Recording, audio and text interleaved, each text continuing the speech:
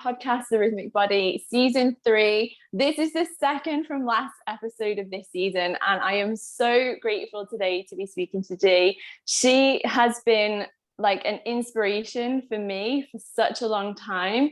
I feel like we've gone on parallel journeys, and you'll hear a little bit about that today as we go through our conversation.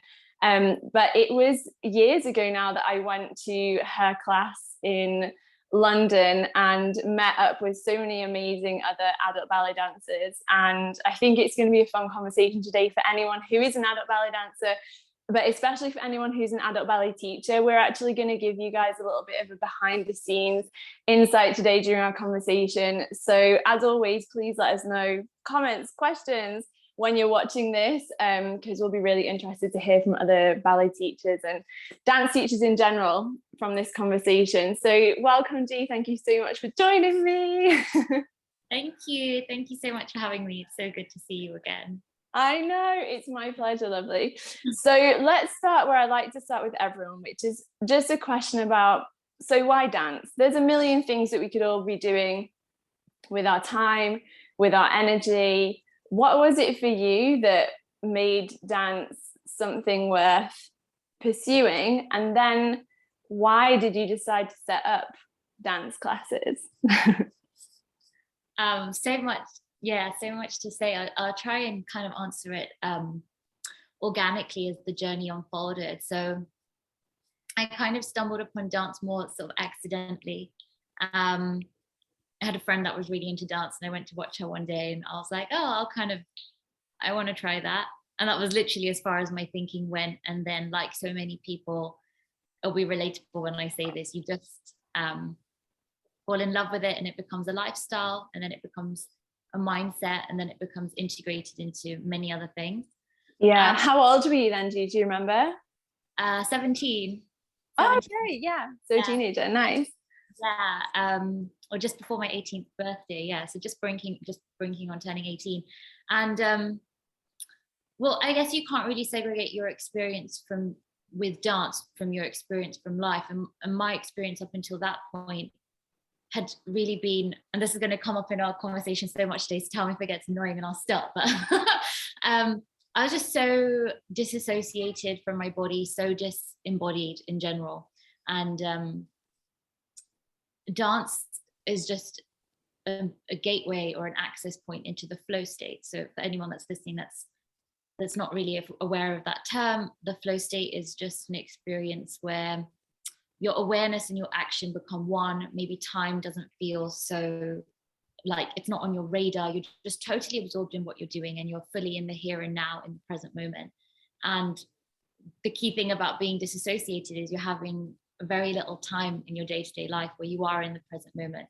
So the amount of joy that brings is obviously absolutely amazing.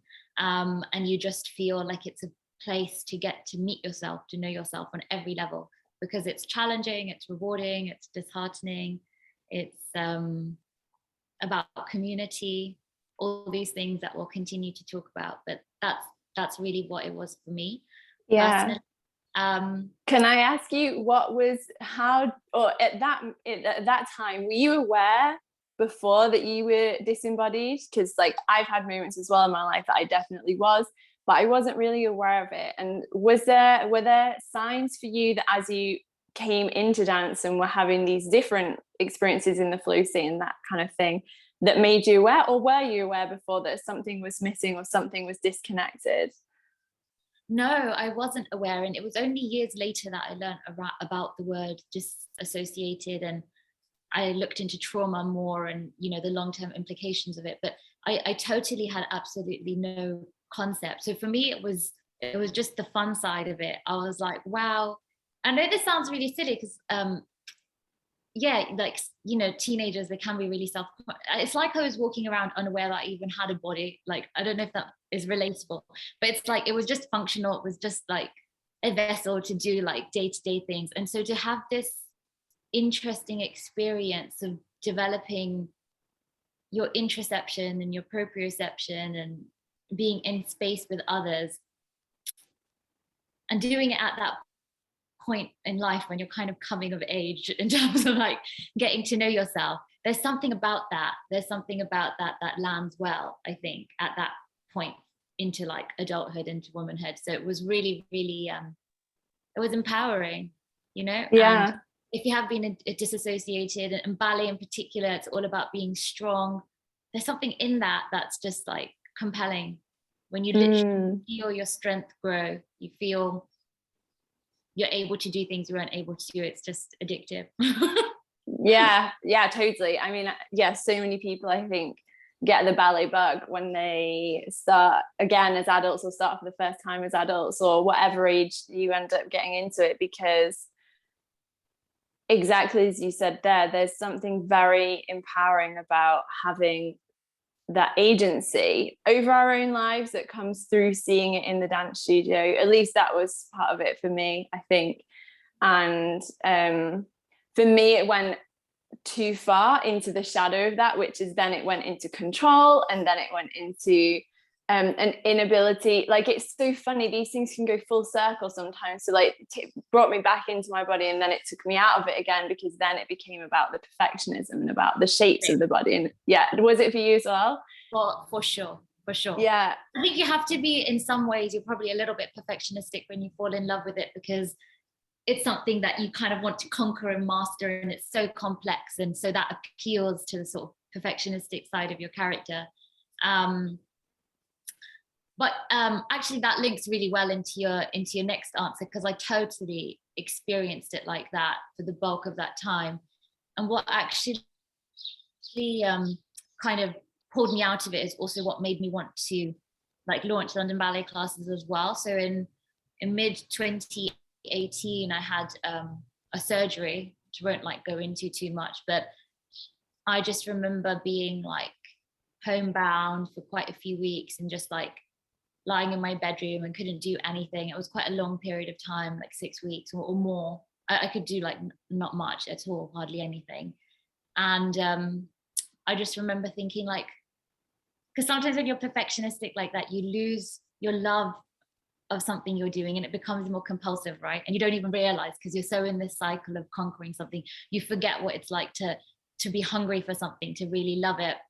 So I was just kind of lying there, had lots of time to think, and I was like, God, I really want to dance. Like, oh my God, I want to be able to be in the studio. I want to be able to move my body. I can't believe I've had the privilege of being able to move my body and have access to these spaces. And I've spent almost all that time looking in the mirror, seeing what's wrong, like despising myself. Something that started out so like pure and that I loved so much totally morphed into something else, and another stick to sort of beat myself with. And it was that. I'm not to say that the process was easy, but that was it. It was a single moment. And I was like, you know what? I'm not going to experience movement in this way anymore. My relationship with movement from this day onward will be completely different, because the truth is we don't know how long we have to dance or to move, and nobody wants to talk about it, but we don't know. And facing the reality of that, it's like, okay, so how do I want to spend the time that I do have with the capabilities that I do have? Does it always want to be like, I'm trying to get to this point, and when I get to this point, I get to the next point? And then I started thinking like, okay, so if that was the way, how would it look different, and where would that be? And I couldn't answer any of those two questions. So I was like, okay, I got to create that space, and that was it. Wow. I think that's such a beautiful reminder of the power of pain, and perhaps that's not the right word, but when something gets taken away, or that discomfort of wanting something and not being able to reach for it, I mean, in anything, that is such a beautiful lesson that I feel like sometimes we deny ourselves of it, because there's so much fear of pain, or so much fear of discomfort, that at least for me, like, I know that I ran away from, minus the physical pain, and when I was in control of it in the studio, that was all fine. But the other pain, like the signals from my body of pain or different things, that I didn't want to listen. And then I think for lots of us, I mean, I know for me, and in your example there, which is a very stark example of like, in one moment, the body is like, no, or something happens where it's like, no. And then you just can't ignore it anymore. And there's no option anymore. And there's no distraction anymore. And there's none of the other things or coping mechanisms that we've been using this whole time. And I think like, what a beautiful thing to have come out of a very difficult moment. Going back to the appreciation of like, what a privilege it is to be human and to be able to dance or like to make music or the things that we love.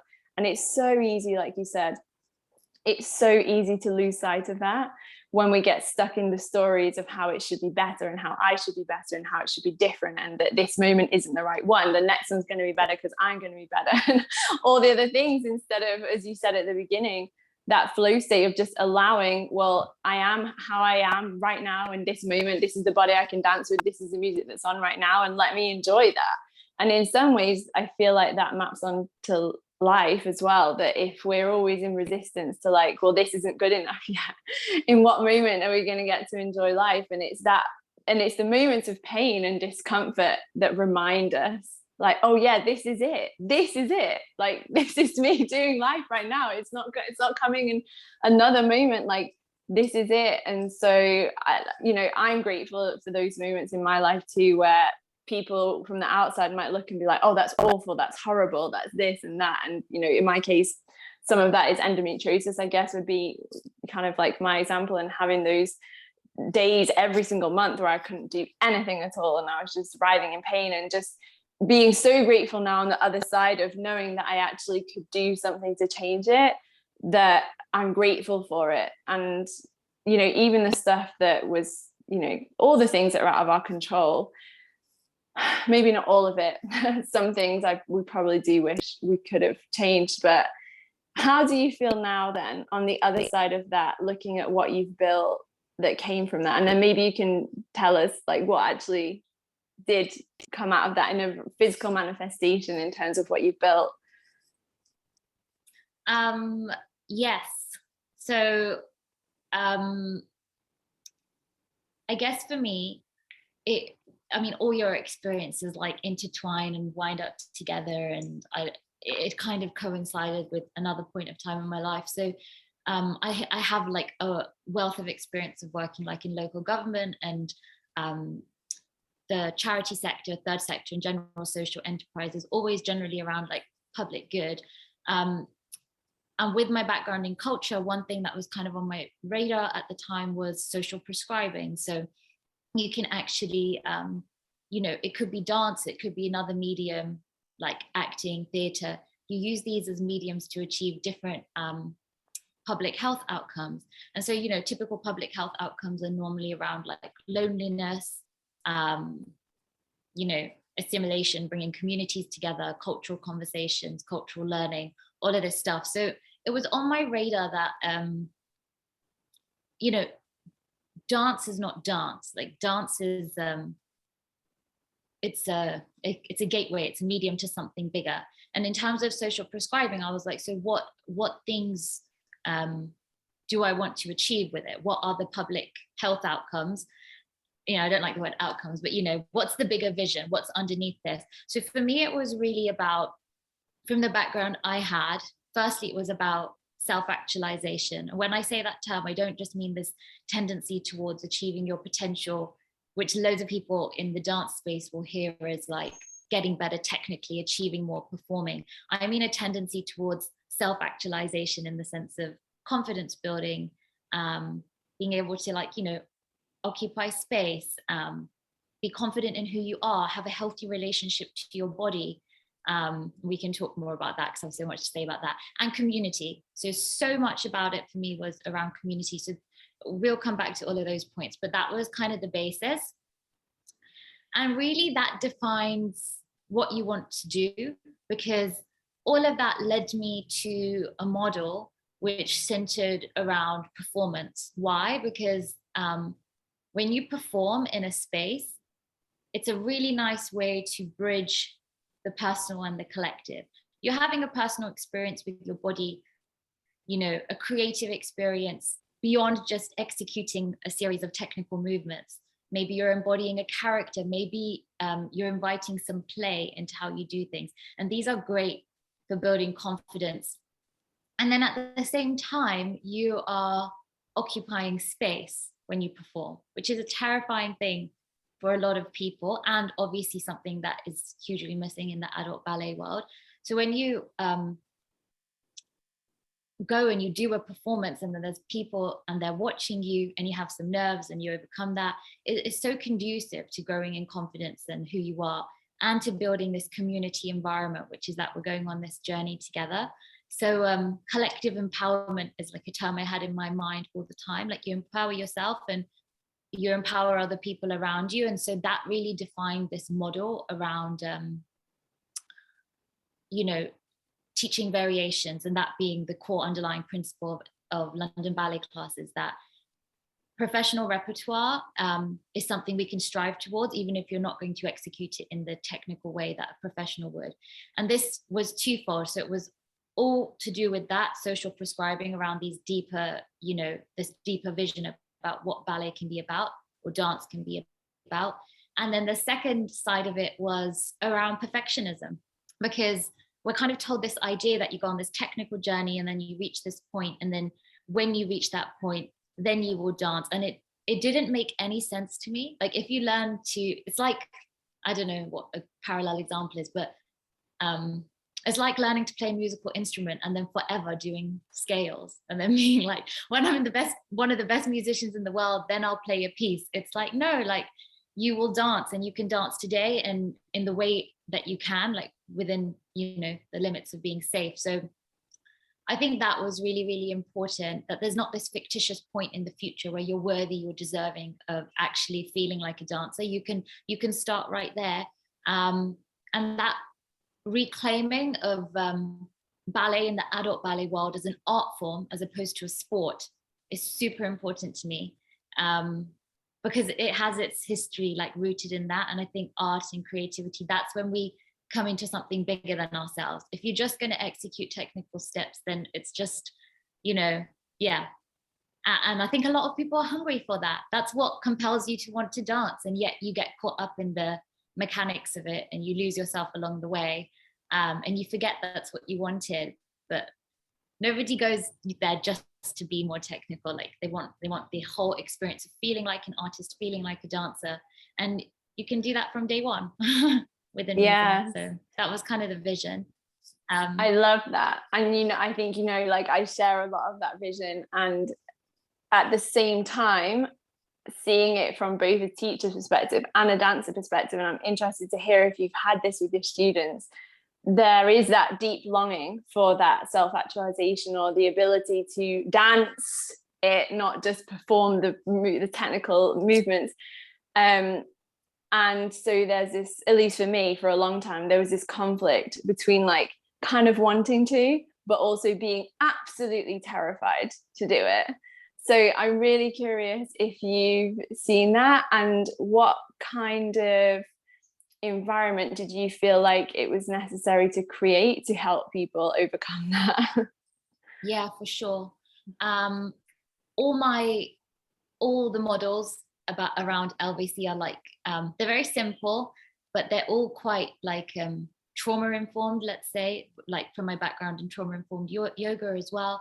And so for me, it's about cultivating organized like pressure, in the sense that there's contained stress, like there's stress around performing, but it's within these parameters that we can understand, so we can regulate our systems to be able to prepare for it. So this system is based on kind of, you learn a variation for 4 weeks, and what you learn for those 4 weeks, like in terms of bar and center work, will be the same. So you're creating this container where there's a degree of predictability, so you can curate a safe environment for students in that regard, to say, look, if you pick up 25% of this, that's great, you have 4 weeks. If you pick up 5%, it's fine. Like, you do what you can, because unlike a typical open class format, you're going to be able to come back to this week on week. And this is also around embodied intelligence as well, muscle memory, getting the body to actually do the same thing week on week on week, is a different experience for a person. Like, even if they're going to have the same cognitive fear around it, the body's like, I know this, I did this before. And so it starts to create change on a physiological level up. So bottom-up approach. So that's kind of a container for the individual in terms of creating safety. And then this environment of having something to work towards, which is optional, by the way. Yes, there's a solo week so for beginners, we do a group performance week. And for individuals, we do a solo week. So having that kind of dynamic of something to work towards, people can begin to prepare for it. But without the anxiety of it something that has to happen. You feel as much a participant of the class as if you show up to solo week, you do the class, but you don't do the performance and you clap. You're as valuable, it's as important that you're there. And if you want to do it in a duo or a trio or like a smaller group, but not by yourself, and gradually work towards a solo, that's okay too. But really the model is less important, and the quality of what you embody as a teacher, I think, is the most important thing, because you can sit on the side and say, don't be scared, do it, it's all fine. Or you can actually practice what you preach and do things, mess up, accept that you embarrass yourself, try to lead by example and leave your ego at the door. If you're asking your students to leave the ego at the door, then you have to as well. My God, that is a journey. But like one that came naturally to me from the gratitude that I had that I could dance and move and appreciating my health and everything. So I think there's that. You have to embody what you preach, and over time, it's just one of those environments that are so supportive. You just have to set a different precedent, and there are things that we have, like in the teacher's guide, that we say for people, like when they teach our classes, very specific things about how you cultivate that environment, like heaps of them. But a couple don't have that model where you show up 1 minute before your class is going to start, put on the music, start teaching. I never believed in that. Anything you can do to eradicate power dynamics, you arrive early you're there with your students, you warm up together. I'll never let someone walk through my door without like knowing their name. I think that's just human. And some people feel that way, some people don't. Acknowledge what people do well as much as you acknowledge what they don't do well. One thing that's kind of a rule for LBC is like, you don't give feedback. You don't say, don't do that, ever. That's not the way you correct. You just say what you want someone to do. So, it's more about like positive reinforcement. It's not like, if you're going to say like, don't do this because it's dangerous, then you have to present an alternative. You don't just say, don't do it. So it's all about giving constructive feedback. And I'm really big on like asking permission before you touch and correct someone. So all these things which might seem a bit pedantic and too bureaucratic, I think they start to cultivate an environment where the underlying value is that the people that walk through your door are competent and capable. They're the authority of their own body. They know what they can do, they know what they can't do. If they don't want to do an exercise and they opt to sit out, they don't have to disclose, they just do it. If they have to leave after bar, that's fine. And so when people intrinsically feel that you view them in that way, they can't help but step up to the plate. Yeah, they can't help but feel that way. And that's the thing, until you eradicate power dynamics from the dance studio, of course you're going to have people that don't have a tendency towards self-actualization, because you're not promoting self-actualization. What you're promoting is a hierarchy. So you have to eliminate the hierarchy. And making people proactive in what we teach is another really important part of that. It's community-led. The variations we teach are always voted for. We kind of have a pool of which ones, and might organize them in certain orders, but they're all there and they're all things that have been voted for. And so this is a space you're co-curating. When you show up to this space, you have a stake in it. And I think that's an ownership model. It's not a consumption model. And I could keep going. I've got like 10,000 other things. I love this. Okay. what's so interesting is that, so you and I have never had this conversation before. Like, I've been to one of your classes, and obviously we follow each other, and like, I consider you a friend, but we've never had this specific conversation about like, well, how do you actually cultivate that environment, and what specific things do you actually have in place for your teachers, etc. And it's just so cool that as you're saying all these things, I'm realizing, oh, I came to that same conclusion through a completely, I mean, yeah, not exactly different, but like, I was on my path, you're on your path. And I know there are lots of other teachers right now listening to this who have come to the same conclusions without having been taught, you know, from the same academy or from the same whatever. And how is that the case? Because it works. Because when you start to implement these things and you see what happens, these things work. And I think that's the beauty of this, I guess, like, movement to step away from what was prescribed by certain institutions and academies of like exactly how dance should be taught, and more specifically ballet, and actually integrating these wider concepts that exist outside of dance completely. Like, a lot of what you've just described there are concepts from outside of dance, but bringing them into dance and seeing how that completely transforms the dance studio like environment and things. And I just want to say, like, I think it's beautiful that you set it up like that. For me, I did not always teach like that, and I had to give myself permission to kind of, like, when I started to realize the other way that I had to do things, I had to forgive myself a little bit from having done things in a way. And I want to just emphasize this now for people who might be listening, who are like, oh, well, I still do feel safer when I'm in the top rank of my hierarchy in my class. Like, that makes me feel safe as a teacher. Or things like, you know, I don't know, like, well, empowering my students that they do know best. Like, what happens then if they make a decision that's wrong? And just understanding that, again, we're not perfect. You as a teacher are never going to be perfect. Your students are never going to be perfect. But how do you cultivate? I mean, what you just described there, for me, the two words that were coming up were like respect and trust within that class. There's so much respect and trust between you as a teacher and the students, and it sounds like also between the students, and that's certainly what I experienced when I was in your class. But that's so much more empowering. And also that as a teacher, that gives you a lot more freedom and creativity, because you're not always trying to top down control everything that's going on in your classroom. You can't. And you can't. And that's the thing that's like really, really important, I think, is that that's an illusion. And also it's like, so like a bit more context like around this. I obviously had a background, well, not obviously, I haven't mentioned it, had a background in inclusive dance. So these are principles that are embedded in inclusive dance programs. So I worked for a few different inclusive dance organizations.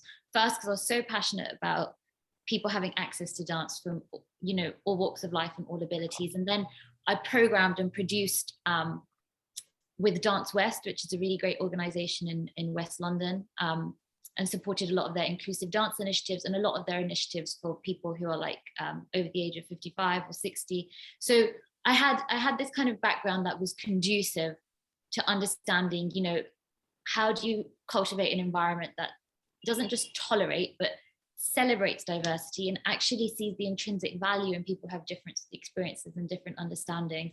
And one of the like kind of pushbacks that I hear from people around like a more community-led approach is that like, okay, so like, you know, if it's all about students being like competent and capable, what if, I don't know, it's just like a random example, somebody wants to do like point work and they're not ready? Like, it's not about not being able to give feedback or instruction. It's like, actually there's conversations that are more likely to happen and more likely to be received because there's a collaboration going on between people, you know. And also I do really strongly believe that if you create the conditions in which somebody is able to discover more about themselves, you're never going to have more of someone's best interest than them. So, you know, you provide knowledge in the best way that you can. And I've touched on one element of one strand of LBC's ethos, which is around like community and collective empowerment, but there's other strands as well.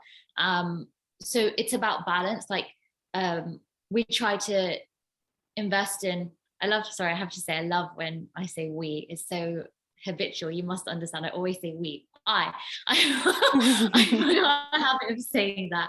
So I'm really keen about people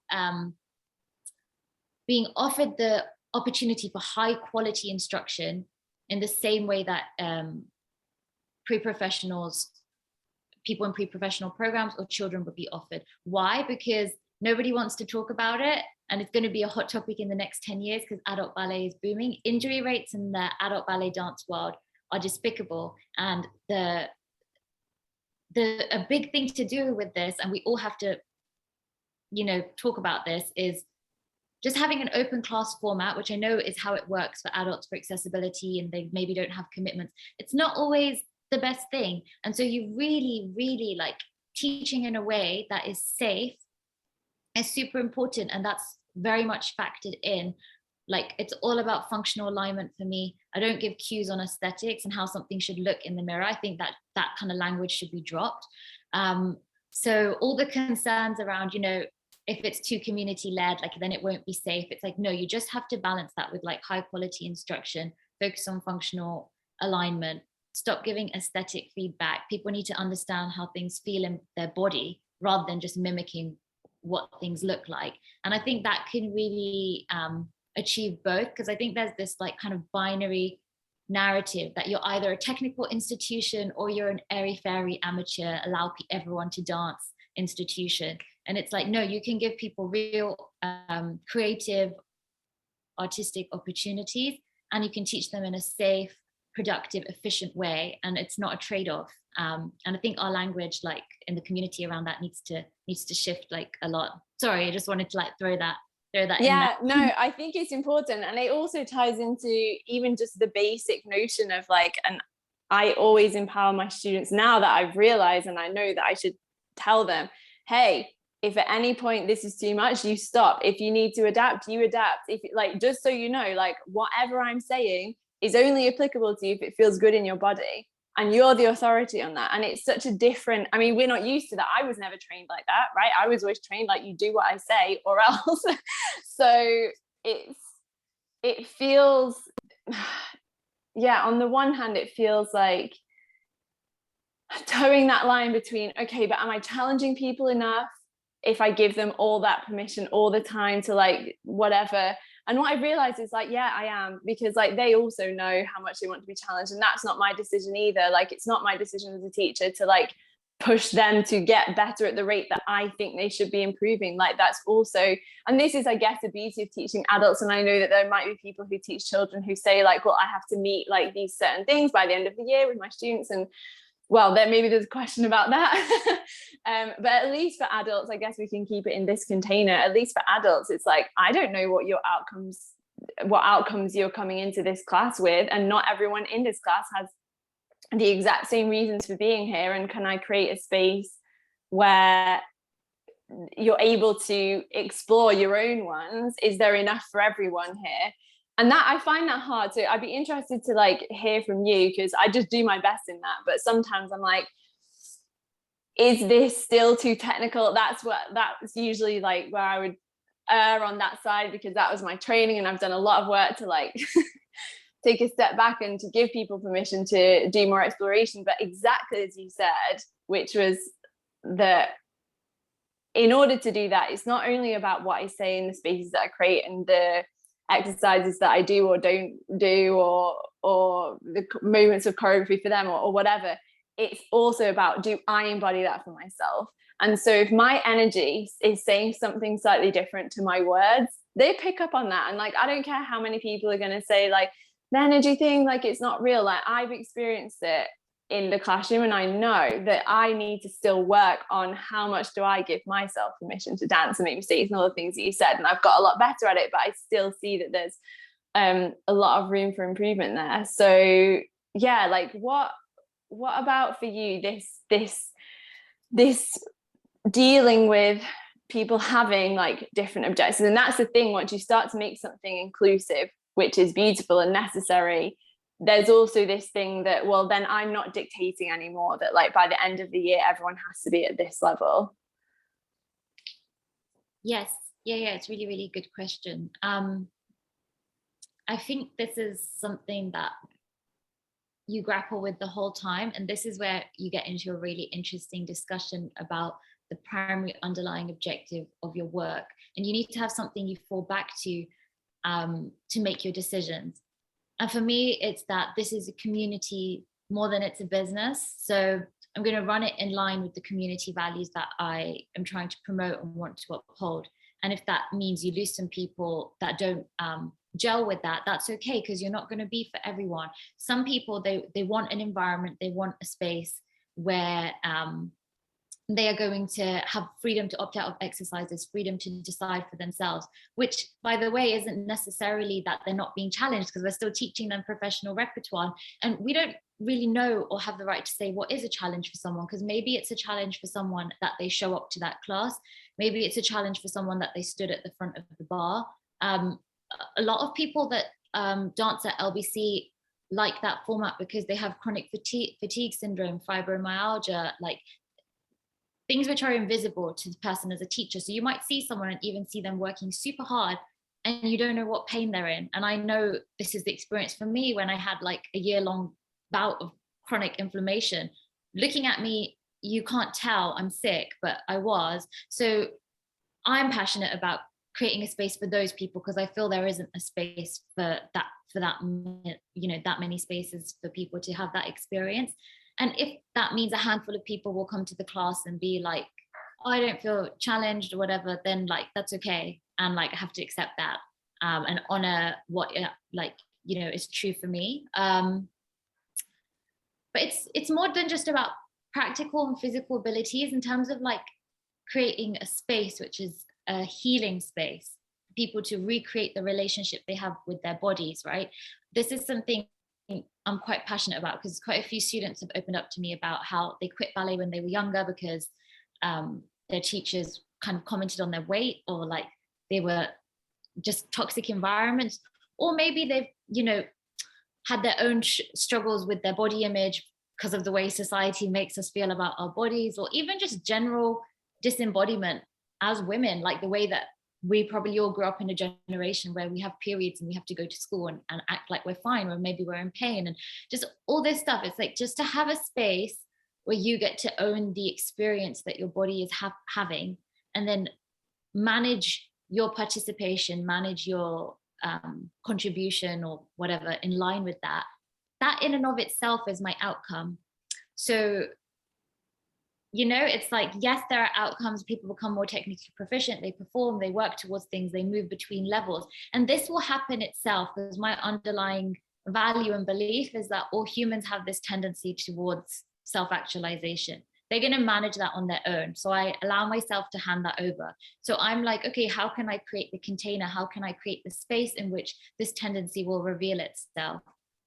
And the space which I feel is most important for that is you own as much of yourself as you possibly can. That means you're the authority on your body, what you can do, and we'll push you as much as you're happy to be pushed within that. And just have an opt-out model. It doesn't mean that you don't push people. You can be as technical, you can teach as advanced choreography, whatever as you want. But the opt-out is a safe option. So it's not a trade-off, like, at all. Like, to have an environment where people can say, I'm going to sit out, and they feel safe to sit out and nothing's wrong with that, means that you can still cater to everyone in the class that wants that challenge without making the person who's sitting out feel like they're wrong or bad. So yeah, I think you can do both, but at the same time, if you lose some people who want to be in that environment where they're kind of being like really like pushed in that kind of, let's say aggressive way, then maybe it's not the right fit, like for the community as well. And I think that's okay. Yeah. I think this is a really important point, and it's bringing us a little bit more into, I guess, like the business practical side of things, which I really want to get into today, because as I said, it's not something that I always talk about on the podcast, but I think it's really helpful for people. So I guess the first thing to pull out of everything you just said there is that the most important thing is to have your values and your objectives clear as the person running the ballet class, or in charge of your other teachers, etc., or you as your teacher, and within that, hopefully that can cater to a few different student outcomes within whatever your value system is and whatever space you're creating. And that, at least this is my belief, you're never going to be able to cater for everyone's outcomes. You just won't. And so within the inclusivity is always going to be different preferences. And that's also okay, because I see people running themselves down by really just beating themselves up, like, but this person wanted that thing and that other person wanted that thing, and I just was torn into a million pieces and couldn't provide everything, and now I feel like a failure as a teacher. So I think it's really beautiful how you just described that, well, there were certain values and that community is one of the ones that you lead with, and within that there is space for a lot of difference, and that when people come and they're like, you know what, I want a slightly different style, that is absolutely okay. And at least for me, like, I realized that I'd done a bit of growth as a teacher, I guess a couple of years ago, when someone had messaged me and I could just tell from the tone of their message and the content of their message that my classes weren't going to be for them. And it was the first time that I was like, hey, listen, I don't think this is going to be a good fit. Like, I suggested some other like Russian schools in Madrid. And I was like, I think this might be more what you're going to enjoy. And it was in that moment that I realized, like, okay, yeah, I finally kind of got it, that like, I'm not here to serve everyone. I'm not going to be able to serve everyone. And that I guess I'd kind of let go of a little bit of a scarcity mentality as well, that I should just try and get as many clients as possible because this is my living, and like, oh, it would be great to pay the rent at the end of the month, and understand that the more that I step into my values and stop trying to cater to everyone, the more people are just going to be drawn to the way that I do things. So I'd love to hear a bit more about like your business values and how you came to them. Perhaps that's going to include talking about like your different trainings, as I know like you're such a multi-passionate and multifaceted person, but will you take us a little bit on the journey of like, how did you get to these values that you currently are manifesting in your business, and what facets of your training or experiences have led you there? So like the actual practical side of like running the business, and how, is that what you mean? I want to get to that. I guess like can we start with the values, because then I'd also like to talk about like just the real practical, like, okay, how did you set them up, etc. But so like community's one of them that you've already talked about. Like where did that come from? Was it your training in like the social side? Just, I'm interested to like piece this together, because I only know also pieces of your story. So I'm curious the bits that I don't know about, like, like your education, your early years in your professional career, and how all these things have played into like creating the ballet classes that you have decided to. Community, all the values kind of, they all come from this underlying like vision or principle that the dance studio is one space, as there are many other spaces in which you can cultivate an environment that ultimately serves people to have life experiences that move them towards joy and happiness. And so my background in like the public sector, community space like is a big thing. So it's almost like just layering this on top. Like why are community spaces so important? Well, because coming back to trauma, which has shaped a lot of the stuff that I've done, I feel like a lot of people are just on this lifelong mission to feel at ease within themselves. So I'll talk about why dance is a medium for that, I guess. So how's the best way I can, I'm not going to go too much into the science of it because it can be described better by other people, but fundamentally, let's take one sort of modality, like organic intelligence is a post-trauma growth modality. So the fundamental principle is that we're always having these, and this seems like it's not linked to dance, but I'll bring it back.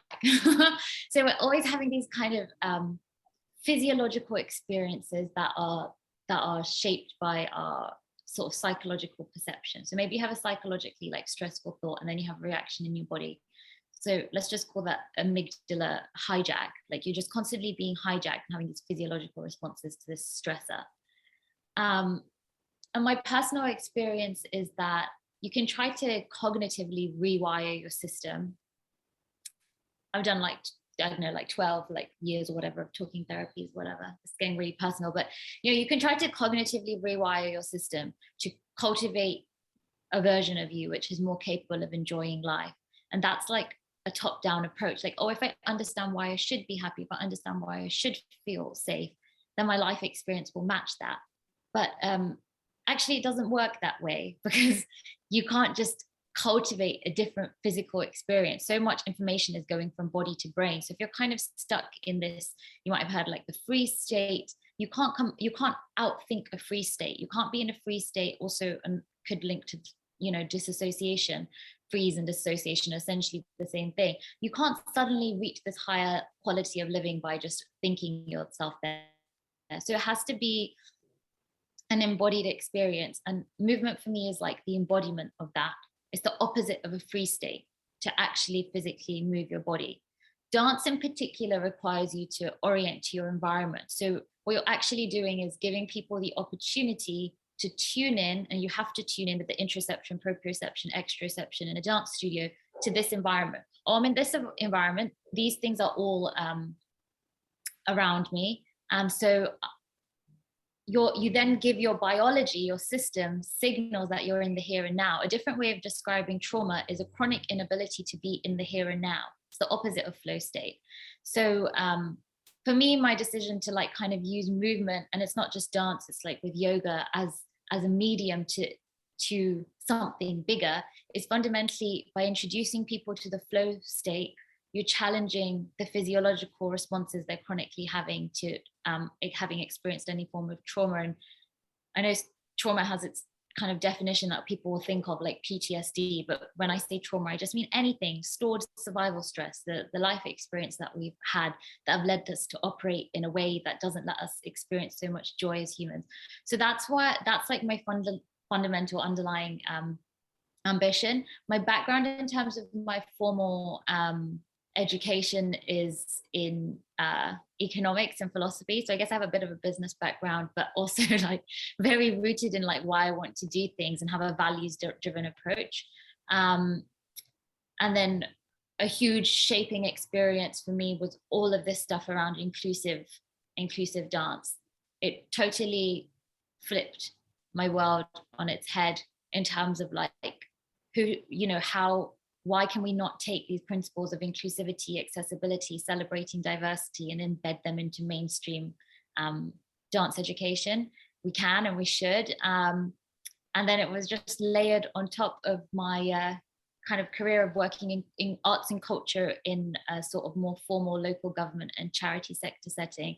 So it all kind of came together as this like pie of experiences.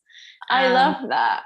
I asked you because I obviously, like, I know that you didn't go the traditional one lane path to becoming a dance teacher, and I wanted to highlight that for people because you run successful, you know, classes in the heart of London, like at the Place, for people who don't know, London Contemporary Dance School, and that this is something that people always think like I'm not allowed to because I didn't do like whatever thing that we think in our heads is like the only way to become a dance teacher, and or to even just like create a space, whether or not you want to be the teacher, but like create a space where people can move together and have that space be somewhere that people feel safe to explore, I guess, in that way, through movement. The structure has its value. Oh, sorry, I had a time lag, so I just like interrupted you. Go. No, I was going to say the structure. I was just going to say the structure has its value. Like, there was immense value to doing like all my RAD stuff. There was immense value to like, you know, to going through that process. And then you have to ask yourself, and I did begin to go down that path, to be honest. I don't want to name particular like schools and trainings and things, but anyway, I did begin to go down that path. And then my question was, is what I want to do, am I motivated to do this thing to make me feel I'm more justifiable in adding value? Or is the way in which I'm trying to add value not going to fit into the structure of this? I knew I didn't want to teach exams-based work, because the whole principles and everything I've described around like challenging perfectionism, giving people space to play, to experience characterization, storytelling, the stuff that I think is truly intrinsically healing, the opportunities that we don't have as adults, I didn't feel required more robustness. And so, assisting in these like places where I felt like the vibe and the value and everything was aligned, working in the programming and producing capacity for Dance West, that really, really was useful for me. And embedding what I learned in inclusive dance, I was essentially trying to create something that I didn't feel currently like fully existed. And it's easy to fall back on, I know, and the thing is, you have to ask yourself authentically, am I telling myself, I know I'll be successful, I know I'll add value if I do this? And just be honest with yourself. If the answer is yes, you want that security, yes, you want then that feeling, then like you can do that. But if you are intrinsically trying to do something that goes against the grain, is doing something a little bit different that doesn't exist, you have a choice to make. Like, do you want to put the money towards like adding a credential that you think will give you a certain status symbol, or do you want to put it towards trainings that you think are actually going to help you do and deliver something in a different way? The work I did around trauma-informed movement practice was something I wanted to bring into this space, and I don't have bank of Gigi, so like I had limited resources, so I was like, how can I best spend this to upskill in a way that's of most service given the ultimate end goal that I have? And that's when you face your ego. That's really hard. It's still hard. You face your ego about like, I have to literally put my money where my mouth is. If I really do want to pioneer a different way of doing things, and for me it was about bringing and embedding some of these inclusive dance principles in, then I need to put my resource towards training in that. I need to put my resource towards understanding trauma-informed movement. And I spent money on courses too, like a lot. And the ones where I feel like I've had values where I've gone a bit against the grain, and it's really hard to share. But I think it's that's how change happens. Yeah. It's experiential. So yeah. How did you? Yeah, it's fascinating, and it's, I guess, like, I'll just do a little interjection here to say, like, we're also not saying that, because like I personally decided I don't want to train people for exams either, and that's another reason why I didn't do any like official like ballet certified whatever a teacher qualification. And that's not to say that that's not something of value, like it is. There's great value in having some way of like having feedback on your own dance level in terms of whatever other outside metrics there are, etc. So I guess what this conversation, what we're trying to do here, is just to bring alternative ways of dancing, alternative ways of teaching, alternative ways of setting up communities around dance, and none of that negates the other stuff. This is not at all. And alternative ways, right? Yeah, they served me immensely. Yeah. Doing exams, doing like the standard certification route. Like, I'm really, really glad that I have that structure, and it was right for me at that point in time. And for some people, it's still right for them, and it's how they want to navigate their adult journey. And there are more opportunities around that. It's a growing thing. Like, if you want to do RAD, like as an adult, that's the thing as well. It's like, why would I want to do something that replicates a service that's on offer? It's on offer. People are doing absolutely. And so that's fine. That exists. And I also went down that route, and I'm really glad that I did. And it served me and improved me and helped me grow, like technically and whatever else. But by the time it came around to LBC, my vision and my mission was a bit different.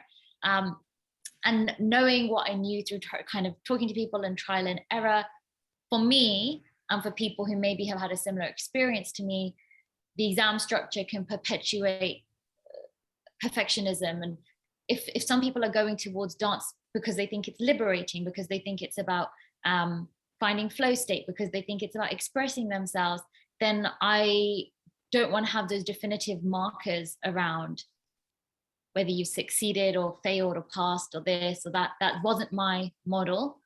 So it didn't make sense. For some people, it's their model, and they have a huge clientele of adults that think it's really valuable. And also, as an adult, you don't have to choose. You can do both. You can do graded certified work, and you can choose to do something more drop-in and free. And again, it comes down to the individual being competent and capable to decide like what serves them. Yeah, absolutely. Like, I'm just always amazed by how in integrity you are with what you're doing and how self-aware you are. And I guess that those two things probably go into what I'm about to ask you, but how did you come to the point of giving yourself permission to start dance classes?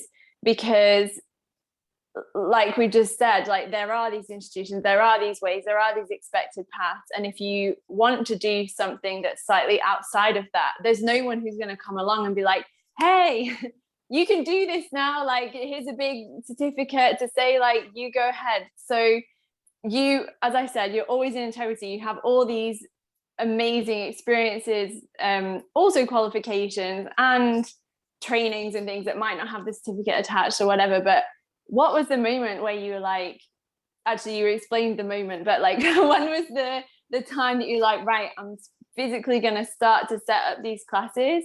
And was there a moment where you realized like, hey, I'm just going to give myself permission to be the person to do this, that I think there's something missing here that could be that? Was there a conflict in your mind of like, maybe someone else should do it, or should I like ask someone else, am I allowed to do this? What was that process for you? Always it's ongoing. And I think that kind of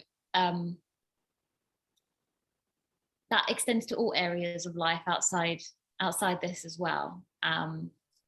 Ongoing for me. There were two moments. There was that moment when I felt conviction that I wanted to dance to enjoy myself, and I felt passionate that other people should have that experience, and I was finding it hard to see spaces like that. And then, you know, with my background in the charity sector and inclusivity and diversity, I also went to a dance class at a very, very big dance organization in London, and the teacher was racist to me. And yeah, I actually still have all the email correspondence around that.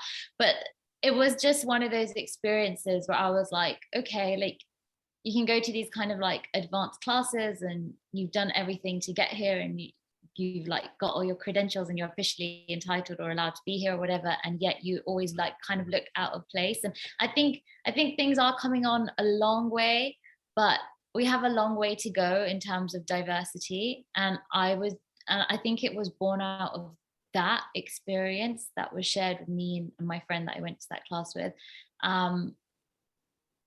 Because nobody comes along and gives you the permission to do something, right? And at first, your first inclination towards something might be less from a place of service to others and more from a place of kind of service to yourself, that I feel like I have the right to exist in this space, and I'm struggling to find it anywhere else. And maybe I can just cultivate a space that's for me. And genuinely, hand on heart, that was my initial kind of like mindset. Like, hey, like, what about a diverse space? Like, what about a space where everyone can show up and they're going to feel safe and it's going to be like really cool and collaborative? I was genuinely okay with it staying at just that and that being enough. And I think then you kind of stumble upon questions around like permission with yourself later, because your vision is like kind of just in that moment. It's just like, hey, I'm just like every other person. I just want to dance. I just want to go to a place and feel like I can fit in and everything's okay. And then a lot of other people kind of join you along and join along with it. And the other thing is, I think having integrity is around you have to do your utmost best to be good at what you do. Like, no shit, like, sorry, language. It's fine. so much time studying. I spend so much time studying the body. So much. I spend so much time educating myself. I spend so much time signing up to any course or any person that I think has something of value, like that's like fantastic. Like, I love Lisa Howe, for example. Like, any resources that you can kind of get your hands on that you feel like are amazing and are gonna further your journey, like maybe with physiotherapists, maybe with, like, you know, it's not that. And again, it comes back to this like idea of education being this like binary like thing. We live in education, we educate ourselves all the time, and there are different modes of education. You can have experiential education, you can have a formal education, you can have something which seems like it's in a different like sort of modality, but it's like very intricately linked. For example, my yoga course is like, you know, was extremely comprehensive from an anatomy perspective. That really, really helped me and complemented what I was doing. Same with studying Pilates. It's like there are different ways to access information. So you do develop the confidence in yourself that you have enough that you can share, and you never have so much ego that you don't tell someone the answer, I don't know. I think that's it. You say like, I don't know, if you don't know about something. And that applies whether you have like, you know, a stamp of approval from like the best person ever or not. You still can find yourself in that position. So absolutely. I think that's really, really, really important. There's something, can I just pause this for a second here? So there's something really important that like I learned when I was doing my master's, and then I couldn't integrate it for like another 10 years, which was, I mean, just the concept itself of like anthropology and how there are a multitude ways to be human and to do everything. And what for me has more recently, I guess, allowed myself to give myself permission to train with things that don't have certificates and train with people who aren't going to give me that kind of thing, is knowing that I, in previous moments of my life, having had like, well, whatever, like let's say my degree, for example, thinking like, oh, I now know a lot of what there is to know about dance, so I'm good. And instead of remembering like, oh no, I know what this institution was able to teach me about dance and was able to, and then there's a million other things to think and to know and to do, and that humility that I understand now at first was terrifying, because I was like, well, if I don't know everything, then I can't do anything. And that's that perfectionist mindset again. That thing of like, it has to be perfect, otherwise I can't do it. And now, instead of that, just understanding that I'm never going to know anything, but like you said, the self-education of, but I want to know as much as I can to serve the people that I really care about serving in the best way that I can. And I don't even know, like sitting here right now today, I don't even know yet what is the best way to serve the people that I'm serving. I'm just doing my best always. That's all I can do. Like whether it's my, you know, dance students or whether it's the dance teachers who are in the academy, it's like you said, like I don't always have the answers. Like I might have some questions for them. And then again, back to what we said before about taking or allowing people to have responsibility for their own lives and to come to their own decisions and their own conclusions. And that there's something beautiful about that, but it's much less certain. And it's, at least for recovering perfectionists like me, felt much less stable for a long time, until I was able to, and this brings us back to the trauma, regulate my own nervous system to be okay in the unknowing or the not sure, or that someone else is doing it in a different way. Does that make me wrong? Or, you know, always just wanting to have like the answer, and then coming to the realization that like, oh, there is no the answer. And it kind of makes me sad, like within the ballet world sometimes, where I see like the fights between the silly fights between like the different styles or the different techniques and whatever, and like everyone feels like they have to prove that like their one is the one and that's the one that everyone should be doing and studying. And it's like, hey, if you love that one, great, like go for it, dance it, like dance your heart out, enjoy it. But this idea of wanting to like force our own like judgment system or value system onto other people, whether it's in the education realm, whether it's in the dance realm, whether it's just in life, in beliefs and whatever. And finally now understanding that certainty was never what was keeping me safe. That's what I thought was, but what was keeping me safe actually is community and my ability to have conversations with people and stay open-minded and allow people to do things in other ways that I'm not doing them. And just, I guess, brings us back again to what we're saying about the dance classes, that people who are attracted to the way you're doing things will come to you. And I think they will see and they will feel that dedication to your own learning and your own bettering, as you were talking about before, like how much you know about the body, whether or not people see that certificate, like they will have that feeling in the class that they feel they can trust you with that. And yeah, I just find all of this stuff so interesting, because I think it's hard to know sometimes as well where to focus. But you already gave that beautiful example of like asking the question, well, is this course that I want to do or program that I want to do, is this something that I want, the thing that comes at the end, like that stamp, that certificate, that, and like, listen, sometimes it might be, and sometimes you need that, especially at the beginning. But then the second question of, well, is it the knowledge that I'm going to learn within this container that I see benefiting myself and perhaps, maybe, probably, hopefully, the other people that I serve after that? Yeah, and I think like I'm not comparing anything I'm doing to Joseph Pilates, I think that's the name, just to solidify this. But imagine the first person that does anything. People might be like, why are you rolling around like a ball on the floor? Why are you doing that?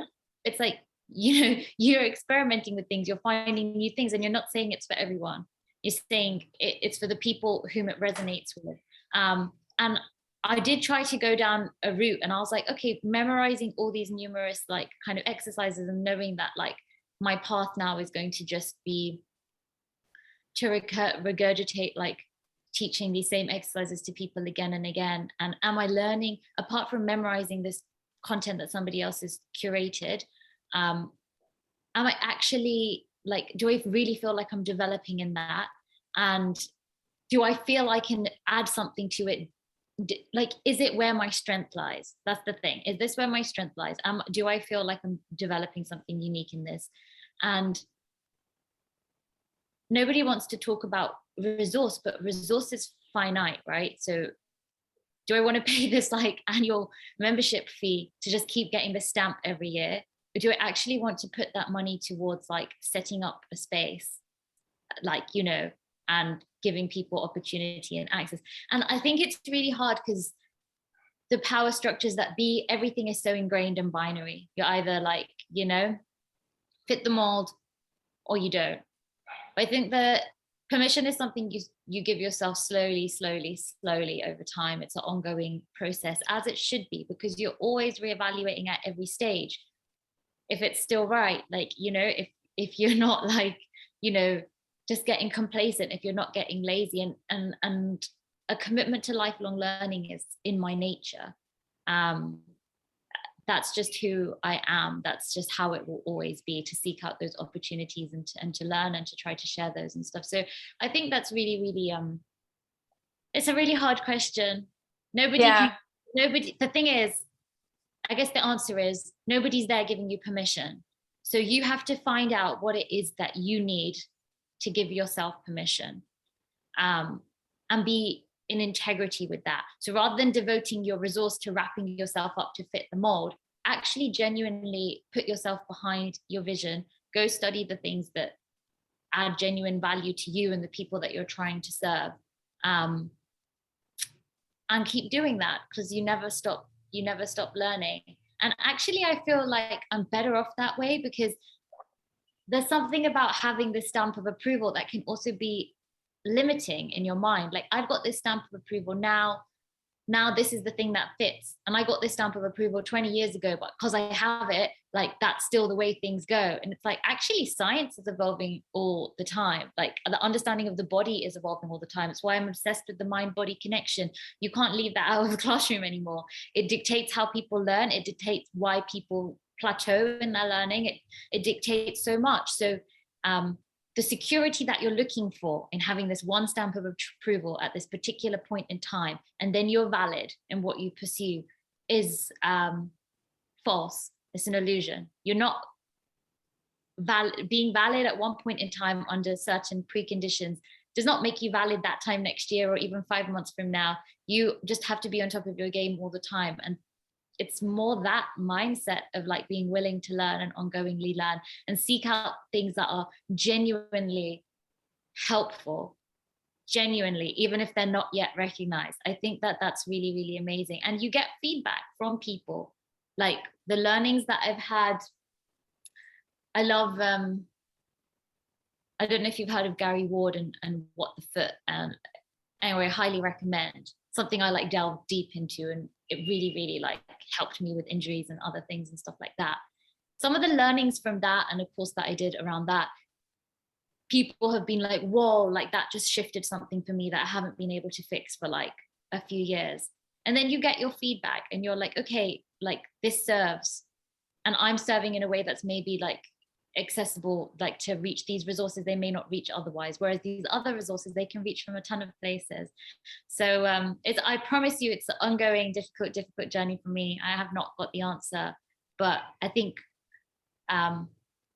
running your organization with integrity is about running your life with integrity, and having the integrity to like be as, you know, intelligent about what it is that you're sharing as you can, and that's normally enough.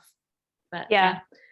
I love that, and I absolutely agree. And I'm going to also put in another point of view, which is that I also realize now that there are times when I need to stop learning. And what I mean by that is the usual way that I think of learning, of like having more information coming in.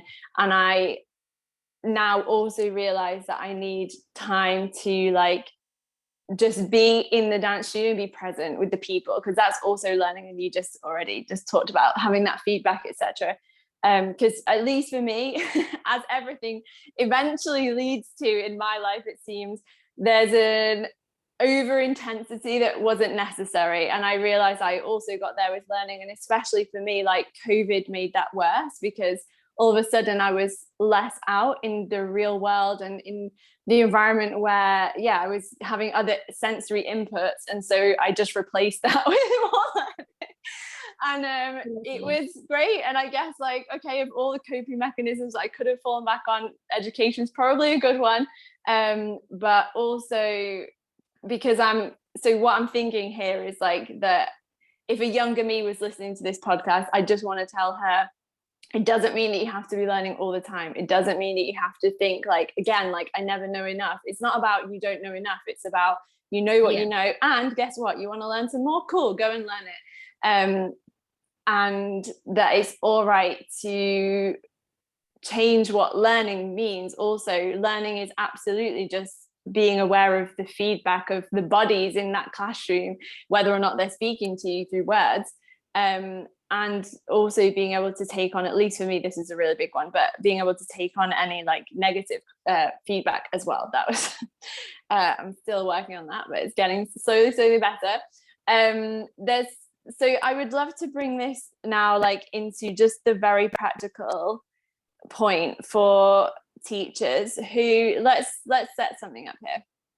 Teachers who have only worked for someone else at the moment. So they're employed by another studio. The studio is doing things in a traditional way, which is great, but that this teacher is resonating perhaps with like what we're saying today. And they're like, you know what, I've been feeling also that there's something else that I can provide or that I'm interested in working through. What was the process for you of actually setting up your business? You have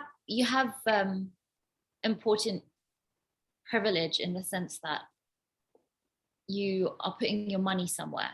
right? Like when you put resources out. And for me, and like being values driven, that was really important. I'm incentivized wherever possible, and it can be hard in London, to hire studios that are fully accessible, as in wheelchair accessible buildings, or at least the dance studio is wheelchair accessible, and they have gender neutral toilets and a few other things like that. So that's like a filtering process if we're getting really down to it and practical. And then it's trial and error. And I have like an issue, like a serious perfectionism issue, with wanting to know all possible outcomes before deciding how to do something. And actually one of the advantages of kind of just doing things quickly sometimes is that you learn. So the first place I hired was small, and obviously I have to say, put this out there because I don't think it's talked about enough. You can lose a lot of money in London very quickly, and I have. You've got to, decide your limits around that. And especially, there's a different caveat, not what you asked, but if you're veteran and you see like you're serving community, there can be such a reluctance to pull that out, like that, or to stop that when you're like kind of bleeding money. So I'd say have certain parameters in place around that. But in that constraint, choose what kind of vibe or model experience you want people to have. So the first studio I kind of hired was like super small, and I just did it off the back of like not like minimizing my expense. And then I did one session there and I was like, no, that's not happening. Like if I lose money or if it doesn't work out, like that's okay, but like that I can't do that. I'm not doing that again. But yeah, for me, it's about ethics in terms of filtering down and making that decision. And I'd say I feel really, really strongly about this in London. Like just don't hire studios with non-sprung flooring. God knows why there's so many. What is that about? Going back to my views, and this could be a whole other podcast topic on the kind of injuries that are prevalent in adult ballet dancers. That's unethical. Don't do that. So think about those things, and then I don't know what to say because there's not much to it. You just ring and try to do that, and trial and error. Yeah, that's it. You learn as you go along. Every single thing you learn as you go along. Same for building a website, same for integrating like booking providers onto your website, same for doing marketing. Everything is a process. Do not underestimate. I wish someone had told me this. Do not underestimate how long everything takes. And that's not just because I'm a perfectionist. I'm talking about actually practically don't underestimate how long everything takes. I worked a full-time job and worked weekends for like 3 years. And that's why it really like kind of annoys me. Sometimes I get like messages on Instagram and they're like, you're so lucky. You've been really lucky with how this has taken off. And I'm like, no, there isn't. It's just consistent. And you have to kind of hold your nerve, and you go through periods like COVID of you're working your day job and you are subsidizing your business and this experience of people just to keep it afloat so that it can stay open when it reopens again. And people need to be more open about that. Like you can rack up expenses if you do things properly very quickly. And so I would just actually advise people to have more of a business mindset than I did. I really went into it from the community perspective, but actually just really, because that does sting to work 7 days a week and then to do your day job, to subsidize something that you're doing and for it to not, so really, really think about that. It's actually like very competitive. It's very hard. It's very doable, but it takes time. So I would just say really, really project, think about all that. Manage your losses, or decide a cap for your losses. Decide a period of time that you're willing to incur losses before you reach break-even point. And I think what I'm saying is more applicable to London. It's very, very competitive in London and rates are competitive. It's totally different if you're somewhere else. You might just need a handful of students to cover your studio. That's really not the case in London. Like you don't have a buffer of just, having a few people and then you break even, let alone make money. You need a lot of people even to break even on your studio hire. And then if you are trying to do it as a business and employ people, even more. So that's just something I wish I knew. That Thank you for sharing. Sorry, probably not exactly what you. Yeah. No, it's helpful. I think, listen, the more that people are aware of just the realities, the better. And it's like very interesting because there are also, so many ways to set up a dance business. Like obviously group classes are one model, one-to-one classes are another model, which when I run the academy, I always say to people, listen, because not everyone also is working full-time jobs. So people that are, already like, hey, I'm a dance teacher, I want to like set up classes. In my case, I didn't have anything to fall back on. And so my losses that I could incur was zero. I couldn't, like, that wasn't an option for me. And perhaps in some ways it was an advantage. And I know in a lot of ways it was a disadvantage that I had nothing to invest in it. Like I had to grow organically, and it took me a very long time, just exactly like what you said. You need to be patient. This doesn't happen overnight. And people also look at me probably and they're like, yeah, but it was easy for you. I'm like, yeah, all of these things. From the outside, what you see is not the days when you paid for a studio and only one person's shown up and you've incurred the cost of that. That's happened to me. It still happens to me. I'm just trying to think. Okay, like, no, I broke even this year on a few classes instead of making money. And like, yeah, that's a few years into business. And I also know, okay, that's going to happen over summer because people are away. And then in September and those months you earn way more, but you have to like have these things in mind.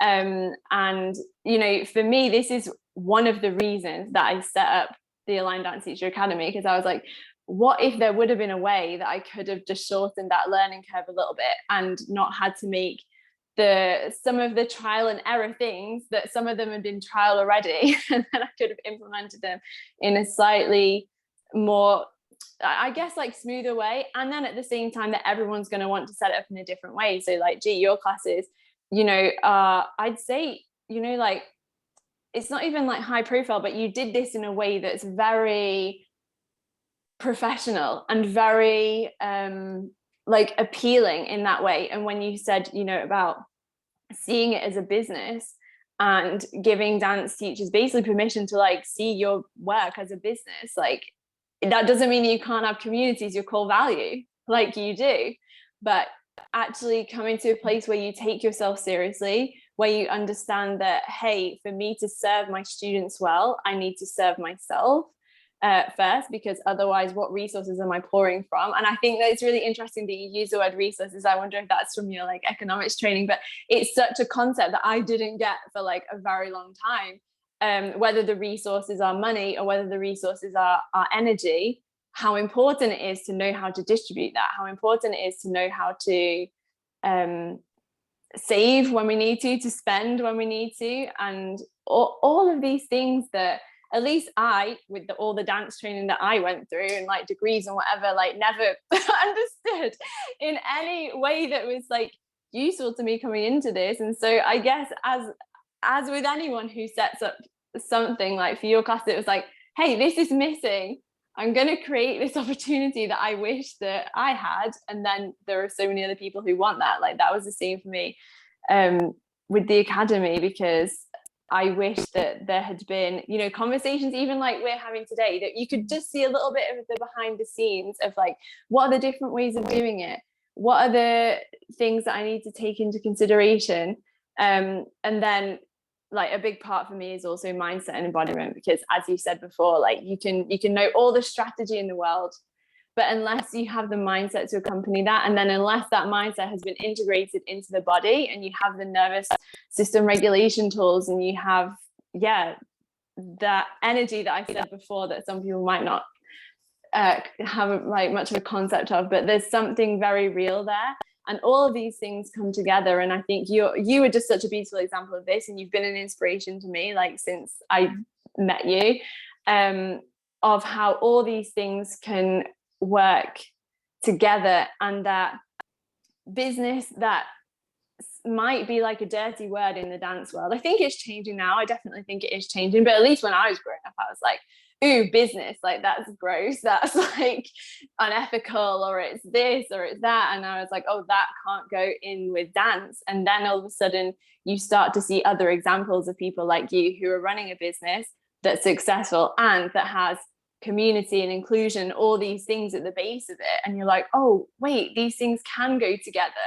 And that gives us permission to be like, oh, okay, well, how can I do that in my unique way, in the way that I want to then? So I just want to say, like, yeah, thank you for setting that example, and thank you for sharing a bit of the behind the scenes. Is there anything else that you think is useful for people to know that we might not get to see from the beautiful face of your business? I guess that's another thing that I wanted to ask you about, was the branding, but I'll let you answer that first question first.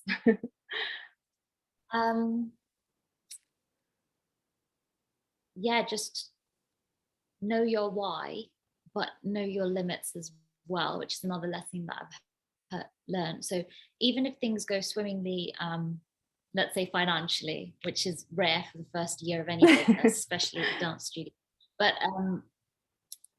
when things are bad like that, you've got to know your.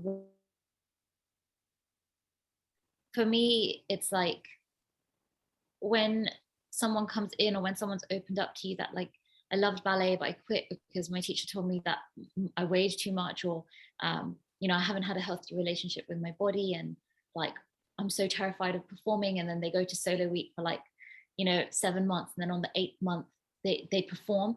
I don't think there's anything, I'll do other versions of it or find other avenues for it in my life, but I don't think there's going to be anything in my life ever that I do that's more valuable intrinsically than seeing someone reclaim themselves in that way. That is why I care so much.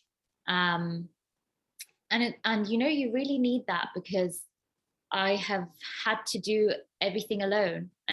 And firstly, entrepreneurship in general is a lonely journey, but you know, yes, you're like super close, but you're also offering a service, and you have to show up and you have to bring energy. That means you show up when someone in your family is diagnosed with something. That means you've sometimes had to show up when you're sick. That means you showed up through breakups, you've showed up through everything. So it's like the most amazing thing in the world to feel like you're playing a small part in gifting someone this new, you know, experience that's going to redefine their relationship to themselves and to others.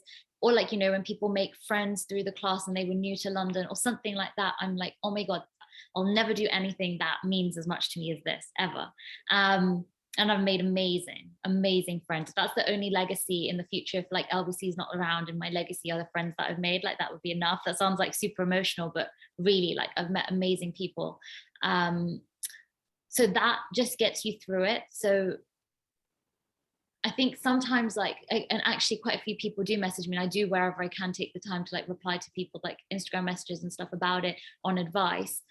And sometimes when people tell their story about why they want to do it, your motivation has got to just be a bit more. For me, I believe it has to be a bit more than just saying you want to do it because you want financial independence, or you want to do it because you want to work for yourself. Like, these are nice things and they might be motivators to some degree, but nobody can prepare you for the amount of financial and also emotional and other setbacks that you're going to face. And it's really hard. So if you've not got something to cling to about why you're doing it, that's maybe bigger than yourself. Maybe that's me projecting my own values, but I feel like if you don't have something like that to cling to, it's just really, really tough.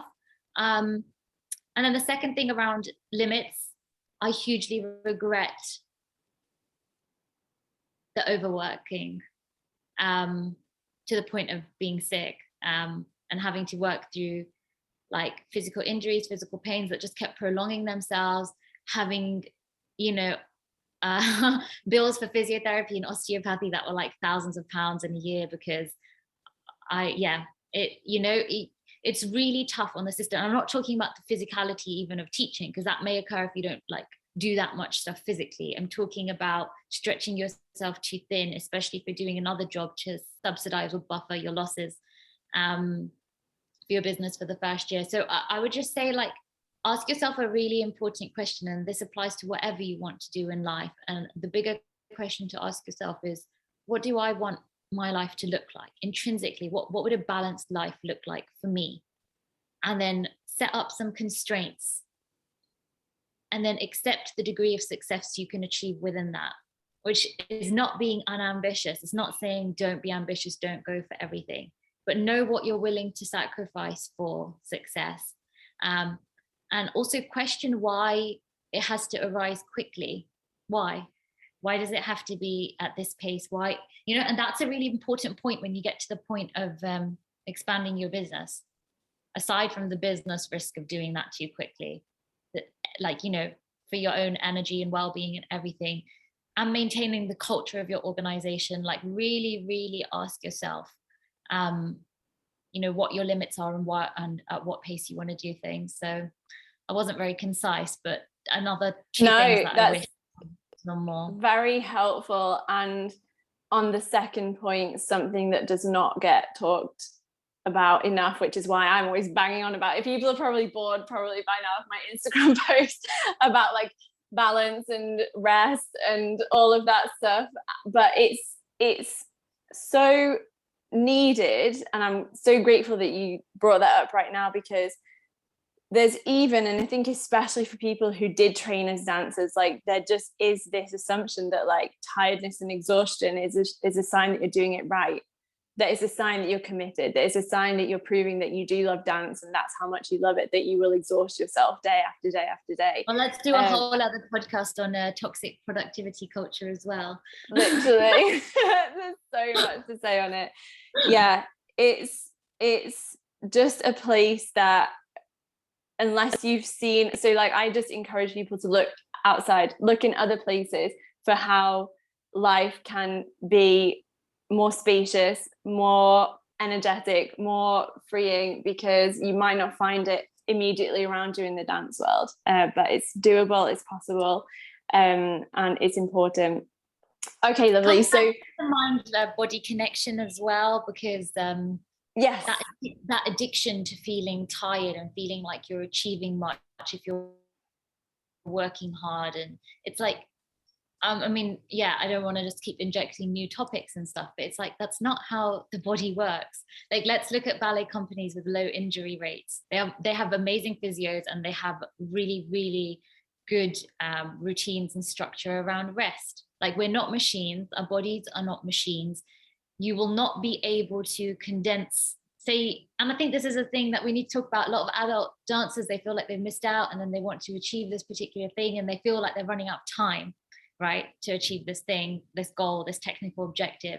You can't condense 20 years of technical training into 5 months. You will get injured, and you should have people telling you will get injured, and pace yourself, and you should be educated on how to do that. So I think it all kind of comes down to that bigger discussion around a holistic, wholesome, kind of multifaceted approach to how you navigate your journey, and whether you're taking responsibility and accountability and promoting that as well. So yeah, I think that's just really important. Yeah, absolutely.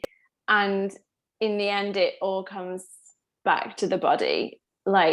It will give you, I think we said this before, but eventually you'll get the signs. And if you ignore them for long enough, the sign will get bigger, or whatever's going to happen. But you can only trick the body with the mind for so long before it's going to let you know, hey, something's up now. You've already given us such an insight into what drives you, what you believe in, your values. Is there anything that you want to leave us with in terms of your vision for what's coming? With LBC, or more for you, speaking? for LBC, whatever you feel inclined to share. LBC's future is always just kind of dictated by people, who it serves. So there's ideas floating around. Really, really keen, have been for a while, to get people bigger and more performance opportunities, and just to kind of reach, get more people access to the kind of model. My work at the moment, so I'm studying at the moment, so I will be until October, quite intensely around somatic practices, and embedding that in to the methodologies that I already know. That's really, really cutting edge and exciting for me. And I've kind of just carved this time out to like deep dive into that, and a lot of stuff, on the mind body connection and nervous system health. So that's kind of where I'm at right now. My vision for the future is like constantly evolving. It's kind of always got that fundamental like underlying aim of empowering people, but I have a feeling it might be something along the lines of embedding more somatic practices into a general understanding of movement, whether that's through ballet or yoga or something. I think our society is like really in need of it, and so I think that's kind of it for people who aren't familiar with like sort of the term somatics. It's just utilizing, the power of embodiment, or the body's wisdom and intelligence in how you navigate your life. Movement's one avenue in which you can embed it, and also many other areas. But I have these obsessions of things that I get into, and I study them intensely. So we'll see what comes from it. But that's kind of what's exciting me at the moment. Sorry, it doesn't sound huge. It hasn't manifested into an action plan of something that I'm planning to do yet. But I'm kind of sitting in the uncertainty of that. I'm purposefully kind of creating this kind of chapter in my life of boredom. I think that's where sometimes things arise, but we'll see. Yeah. What the future has in store. Yeah, I mean, I love this, and people who have been listening to previous episodes of the podcast will know a lot, or should hopefully know a lot about embodiment by now, because we've touched on it in many podcasts, because I think as many people who have taken just one foot outside of the traditional dance narrative are seeing like, we need this, we need it in many ways, we need it in many places, and hey, dance is an obvious place to start. So I think that's really beautiful, and I know that as you do this, even for yourself, if you're not sure what the action plan will be, you will be embodying it in your day-to-day life, and obviously that will feed into London Ballet Classes. So I think it's really beautiful. And yeah, for people who are in London who might be listening to this and they're like, these classes sound amazing, do you want to just share a little bit more about that? And obviously I'll have everything linked in the description, guys, so it's easy to find, but I'll let Gee just give us a quick how can people find you and dance with you or with your teachers and with your community? Yes, go to @London Ballet Classes on Instagram, and we kind of have two main types of class going at the moment. So, and these kind of go in line with some of the values that we talked about today, which is our Sunday variations class. So we teach an intermediate class and a beginner's class. So the intermediate class teaches one variation exactly the same as the professional repertoire every 4 weeks. So that's announced in advance on our Instagram. You can do drop-in, or you can sign up for the whole month. And the 4th week is an opportunity to perform as a solo. And the beginners class teaches a simplified version of this, in line with our ethos of embedding like the development of artistry and musicality right from the beginning of your ballet journey. So that happens on the Sunday evening too, and then at the end of the 4 weeks you can perform with your group. Those classes are so friendly. It's like going and being with family. Everyone is so nice. People will say hi to you when you come to the door. You don't need to be nervous, you don't need to be scared. And yeah, if you're just looking for a little nudge to apply everything you've learned in your classes so far and have a mini performance opportunity as kind of a segue to something bigger in a kind of safe environment, then I really encourage you to go to that. And then we also have Wednesday technique classes. So these are specifically curated in line with what I said, which is that I'm really passionate about addressing this issue of injury in adult ballet dancers. So this is about detailed, high quality instruction. So even though they follow the format of an open class, which I'm keen to kind of keep doing because it's important for accessibility, people can't always commit to more. The quality of the instruction you'll receive and the one-to-one feedback is like different than a typical adult ballet class, and they were very much produced as a result of feedback from our community. So hopefully it's something else people are interested in. And the last thing I'll say is the intermediate technique class is also like complementary to our variations class. So you get to work on some of the particular movements that show up in the variation, some like of the harder movements like fouettes or something. So yeah, they're taught by two amazing teachers, Julia and and so you can go and say hi to both of them in the lessons, and they'll be delighted to have you. Amazing. Are you still at the place? Have you changed studios? So the Sunday class, which is taught by Julia, is at the place, and the Wednesday class is taught at an amazing, really nice studio in Belsize Park called WAC Arts. They're actually an inclusive charity organization, so I was really glad to partner with them, even though they're slightly out. They have an amazing program. I'll just give them a shout out as well, for young people, like in summer holidays, and loads of inclusive arts and cultural programs. So I'm so glad to partner with that organization. So yeah, amazing. Thank you so much, and we'll have Dee will send me all these links so you guys can easily find them. Thank you so much, lovely. I honestly could have sat another 2 hours and talked to you about so many more things, like, but this is already the longest podcast of my whole, I think, of probably the 3 seasons that I've done so far. No, that was because hey, I kept on asking you more and more questions because there's just so much to talk about, and I absolutely adore like the way that you think about things, the way that you do things, the way that you explain things. And this has been like a real privilege for me, because I know that not everyone gets to see this side of you necessarily. And I'm very grateful that you came and spoke to me today, and that everyone's going to get to just learn from all your wisdom and your knowledge and your generosity.